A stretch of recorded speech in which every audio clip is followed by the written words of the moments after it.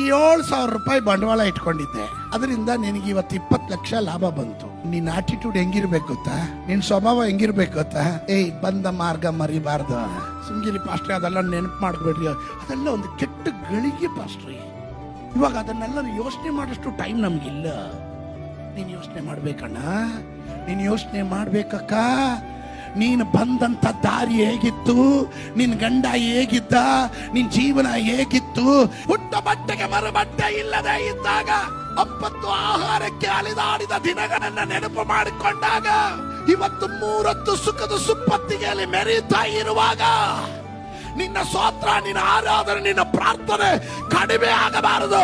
ನಿನ್ ಸೇವೆ ದೊಡ್ಡದಾಗಿರಬೇಕು, ನಿನ್ ದಾಹ ಹೆಚ್ಚಿನದಾಗಿರಬೇಕು, ನಿನ್ ಸಮರ್ಪಣೆ ಅಧಿಕವಾಗಬೇಕು. ನೀನು ಮತ್ತೊಬ್ಬರು ಮಾಡೋದಕ್ಕಿಂತ ಹೆಚ್ಚಿನ ಸೇವೆ ಮಾಡಬೇಕು. ಇದನ್ನ ನೀನು ಮರ್ತ್ರೆ ನಿನ್ ಬಾಯಿಯಲ್ಲಿ